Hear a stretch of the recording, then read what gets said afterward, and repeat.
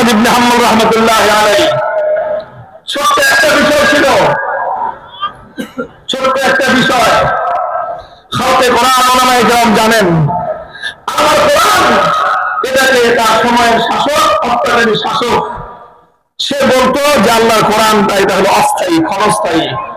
ইমাম আহমদ ইবনে হাম্বল রাহমাতুল্লাহি আলাইহি সহ যুগের সমস্ত হাক্কানি আলেমদের অভিন্ন মত ছিল যে না, আল্লাহর কোরআন অস্থায়ী নয়, ক্ষণস্থায়ী নয়। আল কোরআন কালামুল্লাহি তাআলা কাদীমুন গায়রু হাদিস। আল্লাহর কালাম আল্লাহর কিতাব এটা চিরস্থায়ী। আল্লাহ যেরকম অবিনশ্বর, আল্লাহর কালাম অবিনশ্বর। জালিমের সঙ্গে সংঘাত তৈরি হয়ে গেল। অনেকেই চিন্তা করলেন যে একটু পাশ কাটায় যাই, জালিমের সঙ্গে বাদাবাদি করার দরকার কি?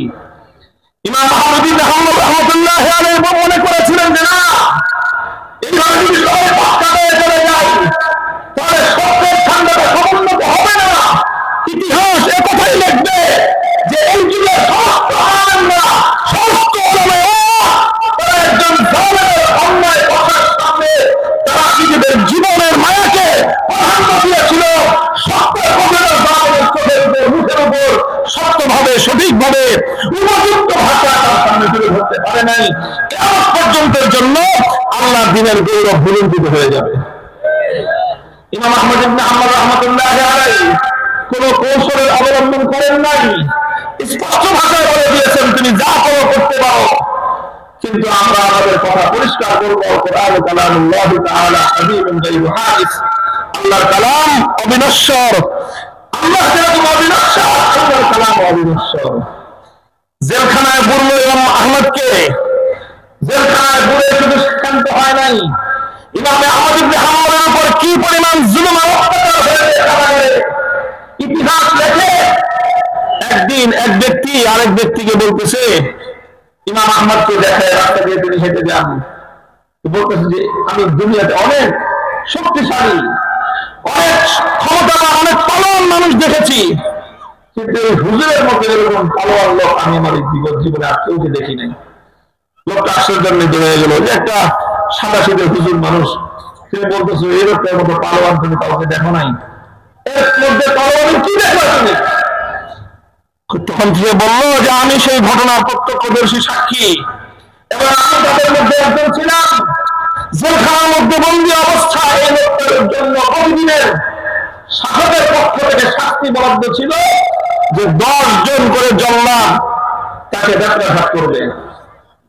এক একজনের শক্তি যতক্ষণ আছে, সে শক্তি নিয়ে তার গায়ের মধ্যে যাত্রাঘাত করতে থাকবে। সে ক্লান্ত হয়ে গেলে 2 নম্বর ব্যক্তি যাত্রাঘাত করা শুরু করবে। 2 নম্বর ব্যক্তি ক্লান্ত হয়ে গেলে 3 নম্বর শুরু করবে। বলে যে আমরা এরকম 10 জন ব্যক্তি শক্তিশালী মানুষ, এই লোকটাকে যাত্রাঘাত করতে করতে আমরা 10 জন ক্লান্ত হয়ে যেতাম। তার সারা শরীর থেকে যাত্রাঘাতের আঘাতে শরীর জর্জরিত হয়ে রক্ত ঝরতে থাকতো, কিন্তু তার মুখে শুধু একটা কথাই থাকতো, ইতুনি বিকিতাবিল্লাহি ওয়া সুন্নাতি রাসূলিহি আত্তাবিকুম। জুলুম করে, যাত্রাঘাত করে, অত্যাচার করে আমাদের মুখ থেকে অন্যায় স্বীকৃতি তোমরা নিতে পারবো না। সুন্নাত বলি জানো, আঘাত করতে হবে না। কোরআনের কথা, সুন্নাহর কথা আমি গ্রহণ করে নিব। কোরআনের বিরুদ্ধে কথা, আল্লাহ পয়গম্বরের সুন্নাহর বিরুদ্ধে কথা, অত্যাচার করে, জুলুম করে আমার মুখ থেকে তোমরা স্বীকৃতি আদায় করবে। আমাদের আমাদের জীবন করে যাবে, মুখ থেকে অন্যায় কথা স্বীকৃতি আদায় হবে না। বলে যে এইভাবে দিনের পর দিন আমরা আঘাত করতে করতে ক্লান্ত হয়ে যেতাম, মারতে মারতে ক্লান্ত হয়ে যেতাম, কিন্তু এই লোক মার খেতে খেতে ক্লান্ত হতো না। ভাই, দিন এমনি আসে নাই আমাদের কাছে, আপনার কাছে এত সহজে আসে না। শেখুল হাদিস ইমাম আজিজুল হক রাহমাতুল্লাহি আলাইহি তার একটা চিরন্তন, একটা অমর বাণী ছিল, ইসলাম এদেশে কচুরি পানার উপর, পানির উপর দিয়ে ভেসে আসে নাই। কচুরি পানার মতো পানির উপর দিয়ে ভেসে আসে নাই, তবে ভেসে আসছে রক্তস্রোত দিয়ে, নদীর পানির স্রোত নয়, বরং আল্লাহর দ্বীনের জন্য যুগে যুগে যারা জীবন দিয়েছেন তাদের রক্তের স্রোত দিয়ে ইসলাম এদেশে এসেছে। রক্ত কাদের? এই রক্ত ছিল সাহাবায়ে কেরামের, এই রক্ত ছিল তাবেঈনদের, এই রক্ত ছিল উম্মতের ওলামায়ে কেরামের। মুসলমানদের চার মাযহাব, চার মাযহাবের তিন মাযহাবের ইমামদের এই হলো অবস্থা। ইমাম আবু হানিফা রাহমাতুল্লাহি আলাইহি জালেমের ষড়যন্ত্রে শাহাদাত বরণ করেছেন। ইমাম মালিক রাহমাতুল্লাহি আলাইহি বঞ্চনা এবং অপমানের সর্বোচ্চ কঠিন পরীক্ষায় উত্তীর্ণ হতে হয়েছে। আর ইমাম আহমদ ইবনে হাম্বল তো সেই পরীক্ষায় দিয়েছেন, পৃথিবীর ইতিহাসের যে পরীক্ষার কথা সোনার অক্ষর ছাড়া লেখার মতো আর কোনো ভাষা নাই। আসেন কুতুবে সিত্তা লিখেছেন ইমাম বুখারী রাহমাতুল্লাহি আলাইহি। ইমাম বুখারী রাহমাতুল্লাহি আলাইহি যুগের শাসকদের সঙ্গে বাদাবাদি হয়েছে। উনি এলাকার মর্যাদাকে সমুন্নত করবার জন্য চেষ্টা করেছেন, এলাকা ছেড়েছেন, সব কিছু ছেড়েছেন। আল্লাহ দিনের গৌরবকে সামান্য একটু, আল্লাহ নবীর হাদিসের গৌরব এবং মর্যাদা সামান্য একটু গৌরবিত হতে দেন নাই। মুহতারাম হাজিরিন, এই আমাদের সময়কার সাম্প্রতিক সময়ের কথা, অন্য কোনো কথা। আবার সময়ে সময়ে আসবে এই কথাগুলো আমাদের সামনে, কথা মনে রাখতে হবে এবং সময় মতো সেই কথা নিয়ে বুক টান করে পাহাড়ের মতো মাঠের মধ্যে দাঁড়িয়ে উঠতে হবে।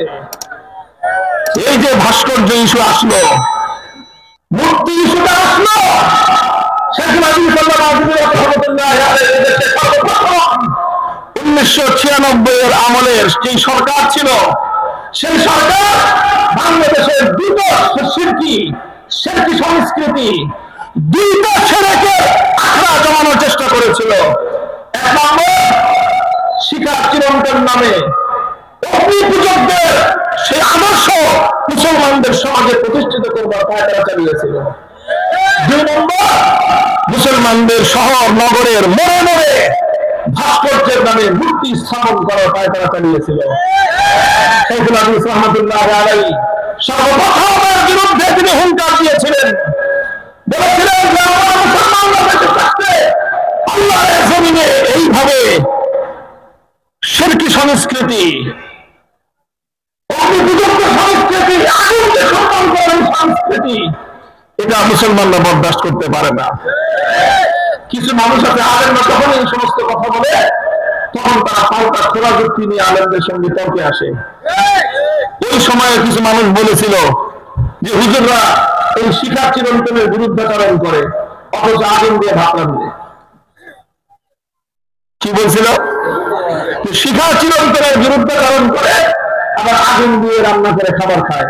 তো আগুনের সঙ্গে যদি হুজুরদের এতই শত্রুতা, তাহলে আগুন ছাড়া অন্য কোনো কিছু দিয়ে রান্না করে খাবার খায়। এরকম গদ্দপ মার্কা কিছু লোকেরাই আমাদের দেশের রাজনীতিকে নিয়ন্ত্রণ করে।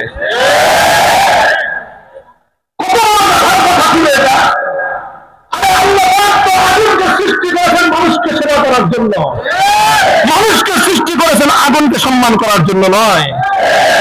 মানুষকে সৃষ্টি করেছেন একমাত্র আল্লাহর সামনে ইবাদত করার জন্য।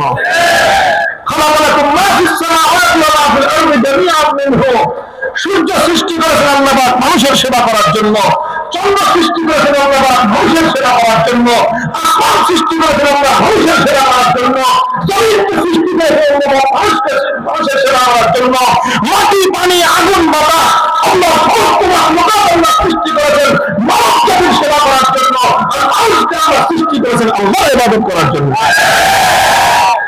যেটা মিলল, আগুন আমার সেবা করবে, আগুন আমার জন্য ভাত রান্না করে দিবে, আমি আগুনকে সেলুট করবো কেন?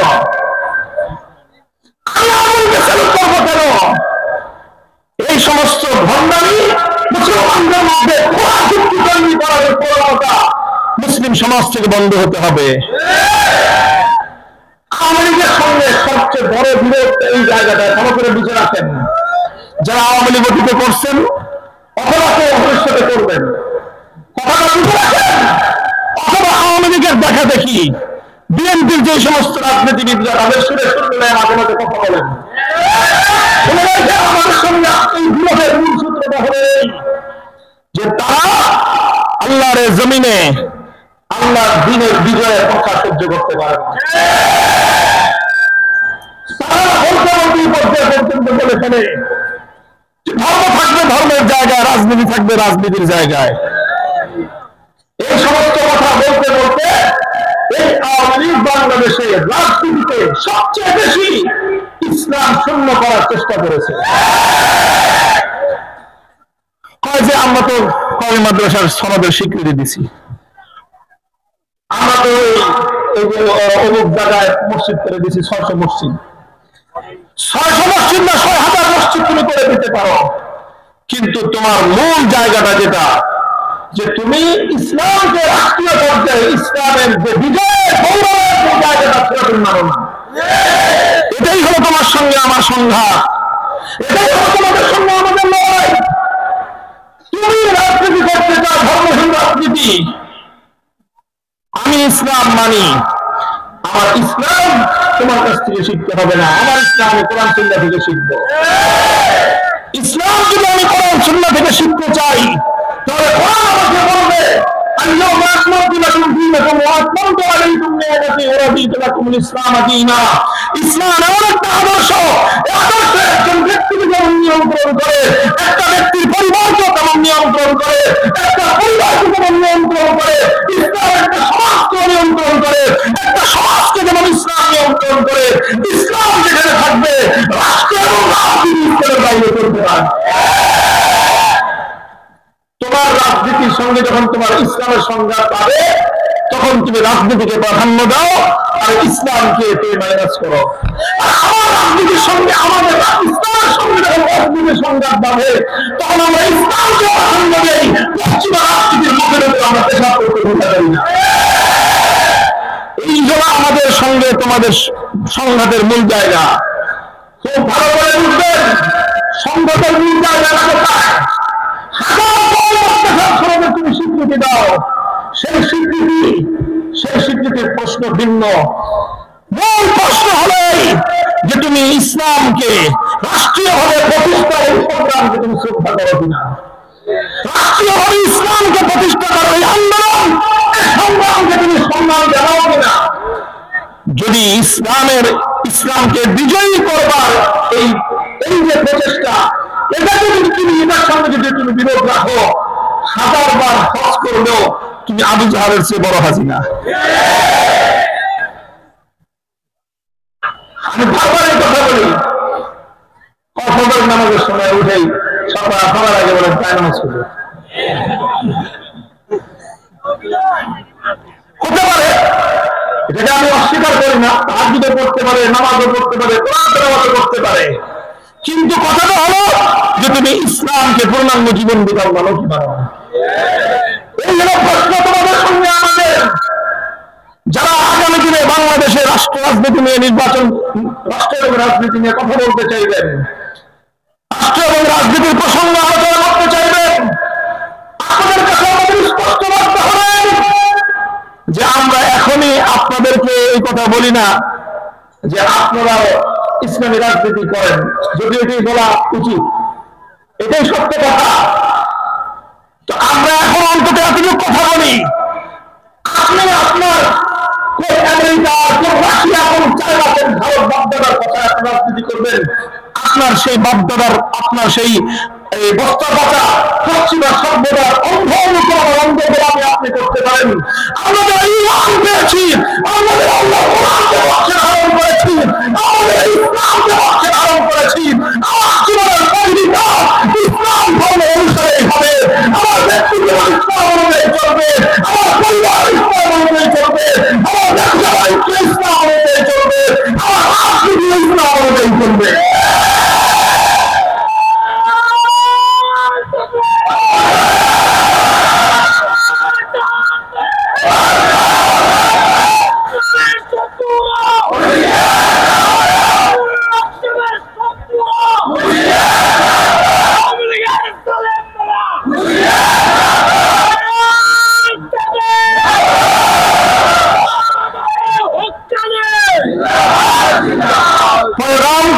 পরিষ্কার, সেটা হলো আমাদের সঙ্গে তাদের বিরোধ এবং তাদের সঙ্গে আমাদের সংঘাতের মূল পয়েন্ট হলো এইটা, আমরা তাদের কাছ থেকে অন্য কোন ফ্যাসিলিটি আর সুযোগ সুবিধা নিয়ে মারামারি করি না।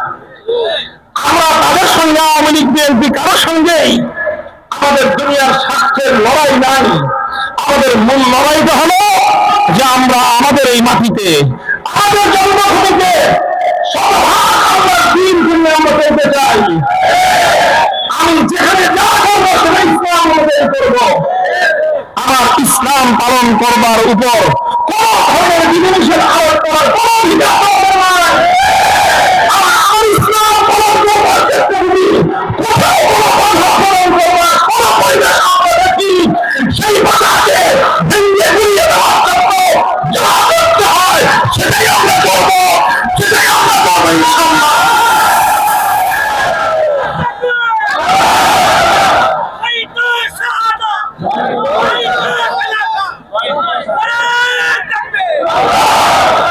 এই জায়গাটা হলো মূল কথা আমাদের, এই জায়গাটা আমাদের মূল কথা। এটা খুব ভালো করে মনে রাখবেন, অন্য কোন টাকা এইসব জায়গায় উঠাবেন না। যখনই আমরা ঈমান এবং কুফরির আলোচনা করি তখন কে কয় রাকাত তাহাজ্জুদ করছে এই কথা কই বলবেন, কে কয়বার হজ করছে সেই কথা আনবেন না। আপনি তখন আনবেন যে আপনি ইসলামের কোন বিধানের সঙ্গে আপনার সাংঘর্ষিকতা আছে কিনা, আপনি আল্লাহর কোরআনে অপব্যাখ্যা করেন কিনা। পূর্ণ আওয়ামী লীগের দলটা যে অপব্যাখ্যাকে বিশ্বাস করলে একজন মানুষ বেঈমান হয়ে যায়। আপনারা এগুলো করবেন না। বলতে পারলে ভালো কথা বলতে গেলে চুপ থাকবেন। আল্লাহর কোরআনকে নিয়ে অপব্যাখ্যা করার কোনো অধিকার আপনাদের নাই। আর এই আওয়ামী লীগের দেখা দেখি মাঝে মাঝে বিএনপি এই সমস্ত অপকর্ম করে। খুব হুঁশিয়ার মনে রেখেন, আমরা আলহামদুলিল্লাহ ধাপে ধাপে আমরা অগ্রসর হচ্ছি, ধাপে ধাপে আমরা অগ্রসর হচ্ছি। আমরা আগামী দিনে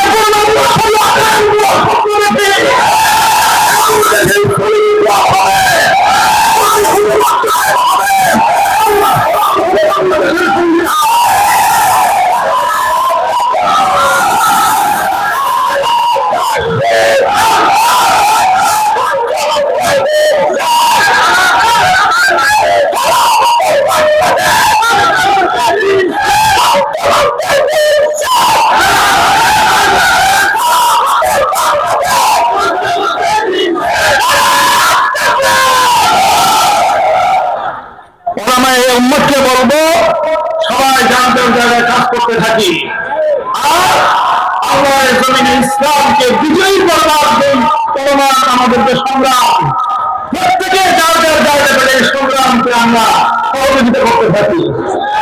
খবরদার কোন পরিবেশে কোন প্রেক্ষাপটে আল্লাহ কোরআন এবং নবীর সুন্নাহর মূল পথকে বাধাগ্রস্ত করার জন্য তাদের সাথে কোনো আলেম সম্পৃক্ত হওয়ার দুঃসাহস দেখাবেন।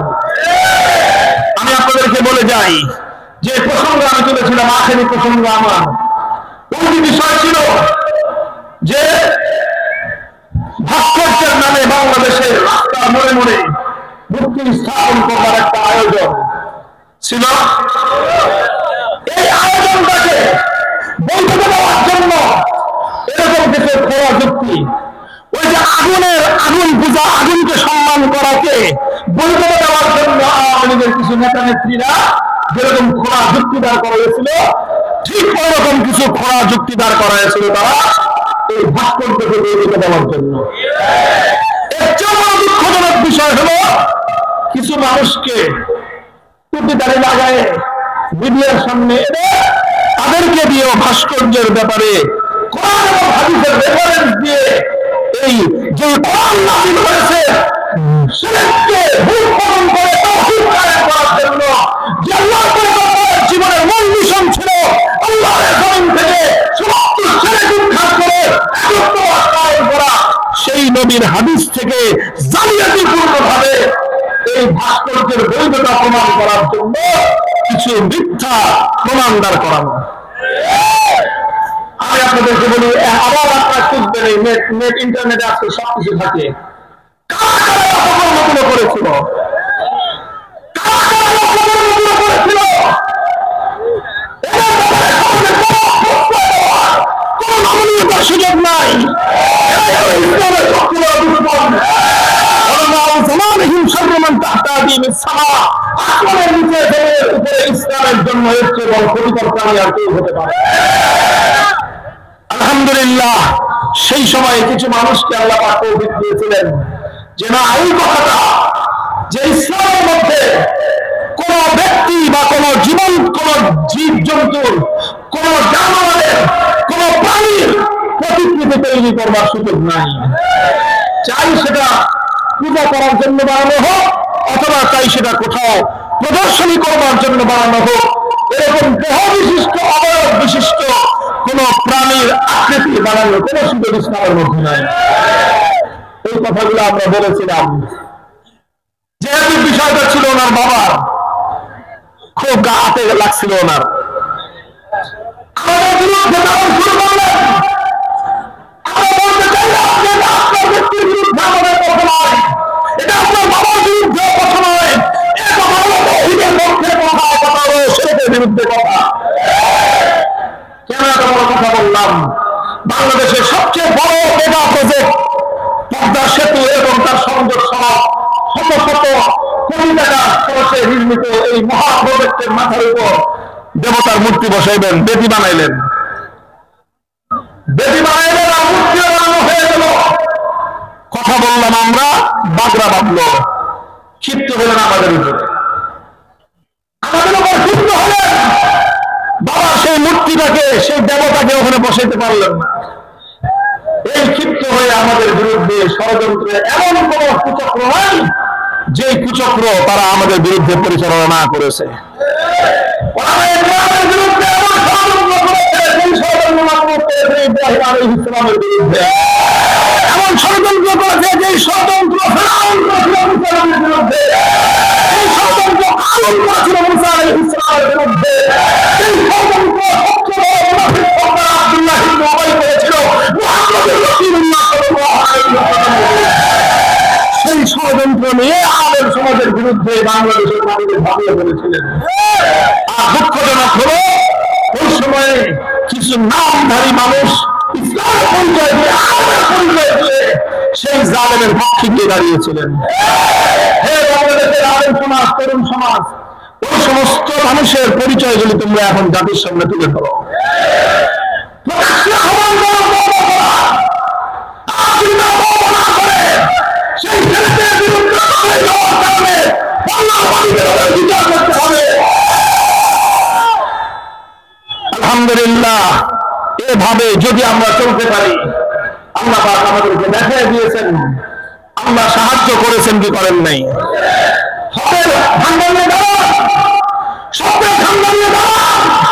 হয়তো কিছু জায়গা করবেন, আল্লাহ থেকে নেবে, হয়তো কিছু মানুষের জীবন যাবে, হয়তো কিছু মানুষের রক্ত ঝরবে, হয়তো কিছু মানুষ হবে, আর কিছু জায়গা করবেন হবে। শহীদের রক্তে ইনশাআল্লাহ ইসলামের বিজয় আসবে। ইনশাআল্লাহ আমরা সেই সুদিনের স্বপ্ন দেখতেছি। কথা বলেন ঠিক না দেখি?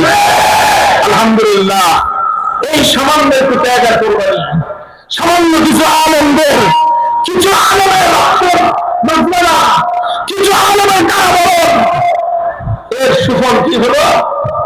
2 ঘন্টা লাগে নাই, সারা বাংলাদেশ ভাস্কর্য নামক মূর্তি থেকে পবিত্র হয়ে গেছে। কে করলো এই কাজ? আমরা তো কাউকে বলি নাই। কোথাও এই সমস্ত অপবিত্রতার নাই।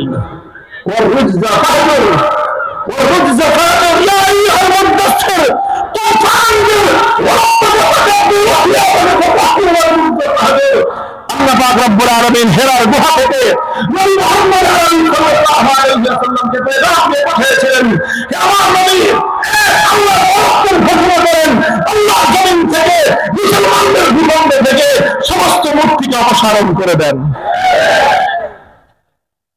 কাউকে বলতে হয় নাই।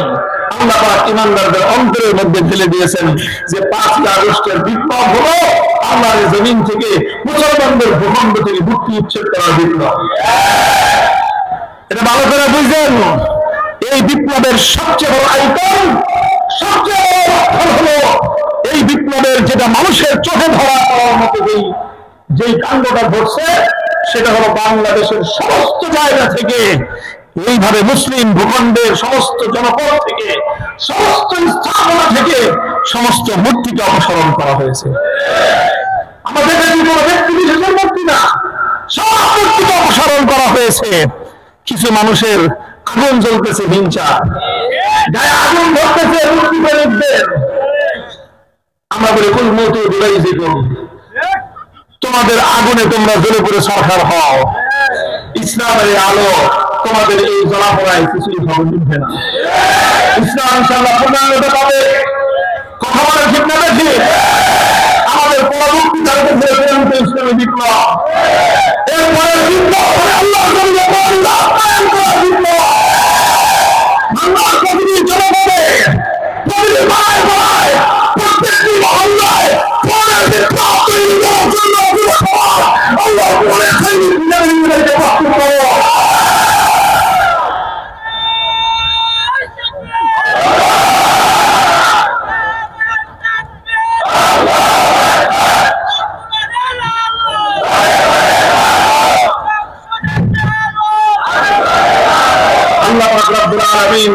আমাদেরকে তৌফিক দান করেন। আমরা এভাবে আনন্দের কাজ হলো ঝান্ডাটা নিয়ে দাঁড়ায় থাকেন, বুকের মধ্যে ঝান্ডা দাঁড়ায় থাকেন। প্রয়োজনে জাফর ইবনে আবী তালেব রাদিয়াল্লাহু আনহুর মতো ডান হাতে ঝান্ডা ধরেছেন তুলে, ডান হাতের উপর কাফেরের তরবারির আঘাত লেগেছে, ডান হাত থেকে টুকরো হয়ে গেছে, ডান হাত দিয়ে তরবারি ধারণ করেছেন, ডান হাত থেকে শরীর থেকে বিচ্ছিন্ন হয়ে গিয়েছে। দুই হাঁটু দিয়ে তাকে আঁকড়ে ধরে রাষ্ট্রের কামড় ধরে আল্লাহ করে ঝান্ডা সমুন্নত রেখেছেন। আমাদের হাত রাখতে পারবো। ইতিহাস তো বলে যখন কাফের সর্বশেষ কল্যার উপর আঘাত করেছিল, কল্যাকে নেমেছে দিনের ঠান্ডা কামড় ধরে তখন দাঁড়িয়েছিল।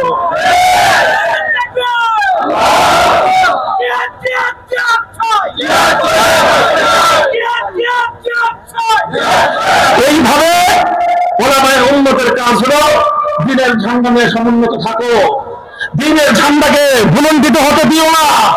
আল্লাহর দ্বীনের সম্মানের প্রশ্ন যখন আসবে তখন তার পরিচয় দিতে ফেলবো না। আল্লাহর দ্বীনের সম্মানের গৌরবের বিরুদ্ধে ফেলে আসবে, তার বিরুদ্ধে তুমি রাস্তায় উঠে দাও। আল্লাহ নবীর ইজ্জতের বিপক্ষে যে দাঁড়াবে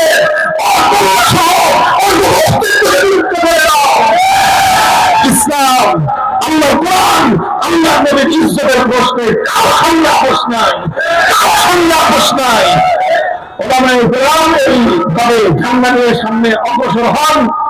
আর সাধারণ মানুষ, আপনাদেরকে আমি বলেছি, আবার বলি, আলেম সমাজকে ইসলামী নেতৃত্বকে ফলো করুন, অনুসরণ করুন। আমাদের পূর্বপুরুষরা এই মাটিকে চোখের অশ্রু, গায়ের ঘাস আর বুকের রক্ত দিয়ে সিঞ্চন করে দিয়ে গেছেন এই মাটিতে ইসলামী বিপ্লবের ফুল ফোটার জন্য। এখানে রক্ত আছে হাজি শরীয়তুল্লাহ, এই মাটিতে রক্ত ঝরেছে ফকির মজলিসা, এই মাটিতে রক্ত ঝরেছে নেসার আলী তিতুমীর রহমতুল্লাহ আলাইহির। এই মাটিতে অসংখ্য শহীদ গাজীর রক্ত আছে। এই রক্ত কোন ব্যক্তি স্বার্থে নয়, দলীয় স্বার্থে নয়, এই রক্ত হলো আল্লাহর জমিনে আল্লাহর দ্বীনের ফুল ফোটার জন্য। আল্লাহ পাক আমাদের সকলকে তৌফিক দান করুন। আল্লাহ আমাদের সকলকে আল্লাহর দ্বীনের গৌরব সমুন্নত করবার জন্য সঠিক কর্মপন্থা অবলম্বন করার তৌফিক দান করুন। ওয়া আখিরু দাওয়ানা আলহামদুলিল্লাহি রাব্বিল আলামিন।